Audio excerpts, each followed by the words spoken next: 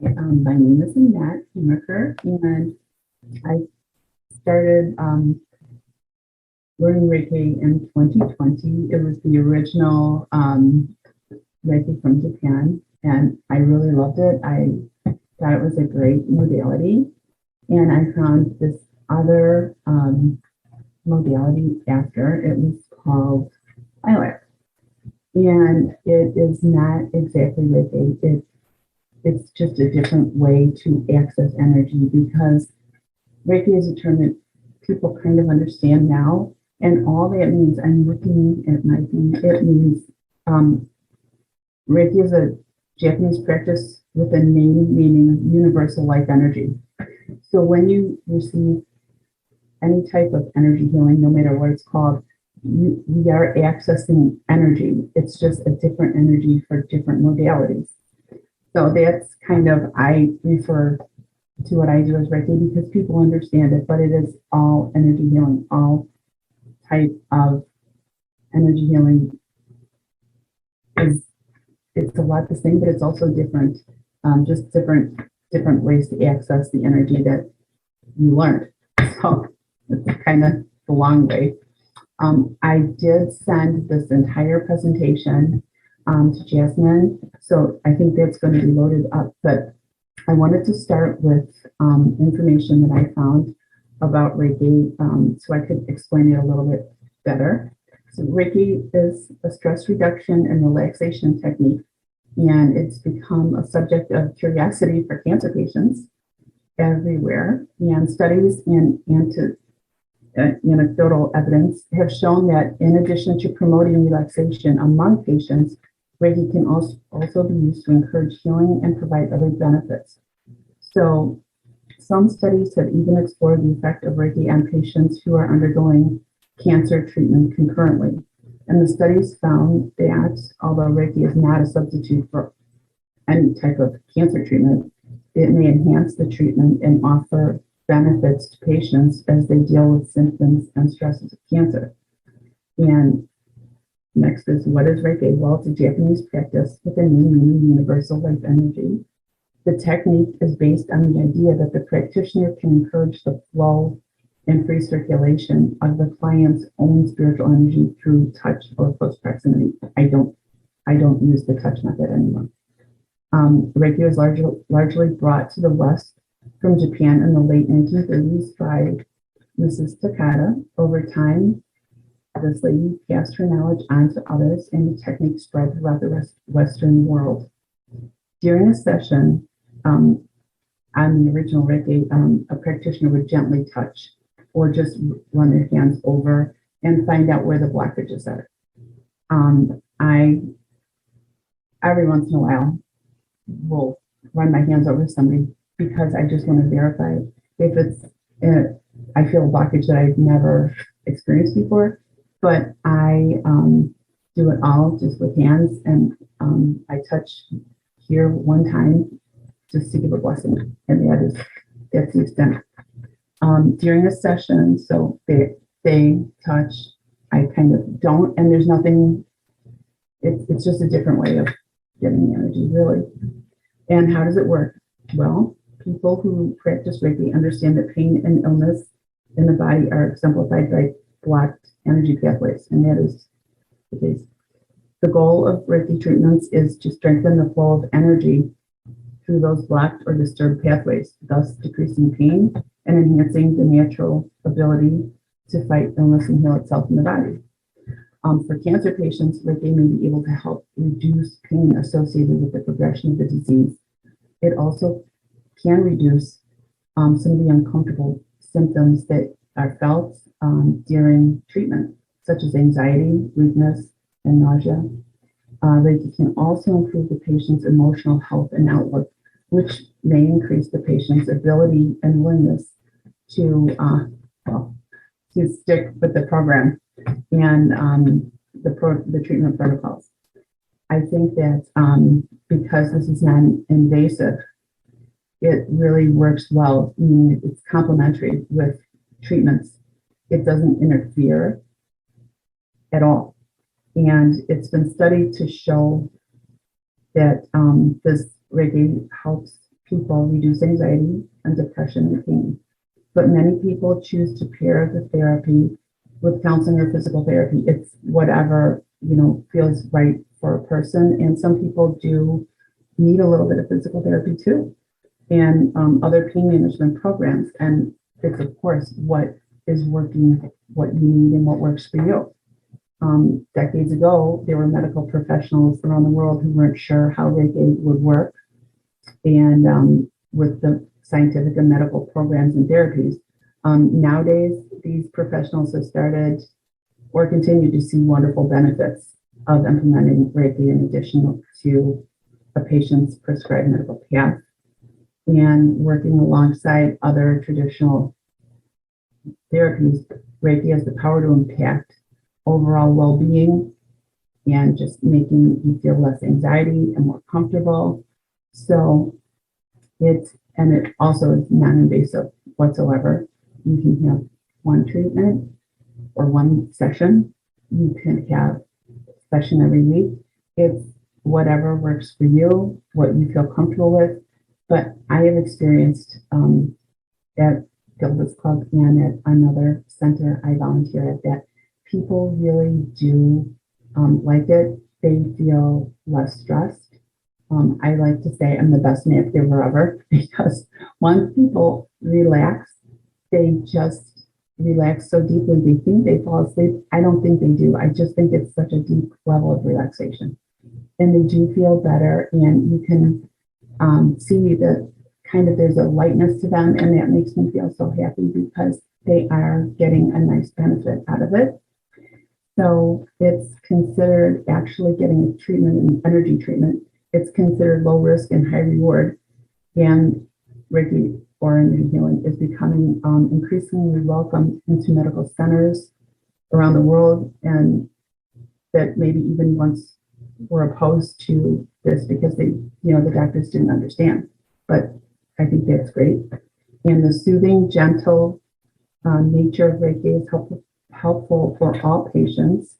And a study for the National Center for Complementary and Integrative Health concluded that Reiki hasn't been shown to have any harmful effects. And I have on my screen also something from the National Institute of Health that says the same thing. Well, it won't hurt you. So I guess for them, that might be a great big yes. And but the reason Reiki stood the test of time is because it's worked for many, many people. And there are lots of studies, and everything in the handout that I gave Jasmine has clickable links. You can see everything that I'm seeing, everything that's in what I'm presenting to you, a little bit more, because some things repeat in different sections. So I'm trying to make sure I don't keep repeating to you. And then if the overall patient is experiencing high levels of stress or low energy, the healing, the patient can take longer to just heal on their own. And the energy healing does help with that, because it's, again, putting in a little bit of a better mind frame and just making you feel more relaxed. And it's just easier for everything to move and work well. And a couple of things to know is that people with all sorts of spiritual, mental, and physical conditions have benefited from energy healing. And some of the most popular among these who seek out the therapy are people with anxiety, cancer, chronic pain, depression, fatigue, heart disease. And there is research that shows it can help just by relaxing someone with infertility. I don't know. I've never volunteered that, so I cannot say from experience, but I believe that could happen for sure. So a normal session is 20 to 30 minutes. It depends on how relaxed the person is, and if there's any time constraint for them. It usually takes, I think some people just on the first session are really relaxed and fine. Some people it takes a couple of sessions and then it's all good. So it really depends on the person. But even when people aren't very, very relaxed to begin with, they do feel a benefit and they do feel less stressed. So that is really nice. What is Reiki used to treat? Well, stress reduction and relaxation. A lot of people use energy healing for wellness. Reiki energy healing is definitely not a cure for a disease or an illness, but it may assist in creating a little boost in your body's healing with other treatments that you need.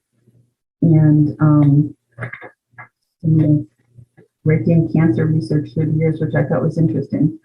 One of the earliest pieces published research was in 1997, and it was Cancer Prevention and Control discussion paper series, and it looked at the feasibility of energy healing or Reiki for managing pain caused by cancer and other issues. And the pilot study had 20 volunteers, all of whom showed a highly significant reduction in pain following their treatments. So I know I have worked with people that more with stress than with pain, but I see how it does work to make people feel more relaxed and calm. So I do understand how it would work for helping pain as well. And a 2003 article published by the Journal of Pain and Symptom Management compared the effects of rest against the effects of energy healing for reducing pain and improving the quality of life. Energy healing won out. So that's kind of nice. And 24 advanced cancer patients were randomly assigned to receive either a standard opioid plus rest or a standard opioid plus energy healing. And the ones who received the energy healing reported a significant reduction in pain and improved quality of life for those who use only the pain medicine and rest. Reiki for oncology patients does decrease anxiety for sure, and pain as well. And there's a study in here that shows you in 2011 that the American Journal of Hospice and Palliative Medicine looked at the role of energy healing for oncology patients in the areas of pain, anxiety, and overall wellness. The 3-year study involved 118 patients who received at least one Reiki session in a subgroup of 22 people who received a series of 4 sessions. And the study found that the sessions were helpful for improving well-being, relaxation, pain relief, quality of sleep, and anxiety levels. So these are all great things. And then the last stuff I'm going to tell you about is a study from the Cleveland Clinic research. And it says they published this, what is Reiki or energy healing? Does it really work? And here's how this energy healing practice can help balance you. Maybe you've heard of Reiki but don't know quite what it is. Maybe you're considering Reiki but aren't sure. Maybe your doctor suggested this as a form of therapy. Whatever your questions, the Reiki master that they had on staff walked people through everything about it. And they say that it promotes relaxation, reduces stress and anxiety through gentle touch, and deliver energy to your body, improving the flow and balance of your energy to support healing. And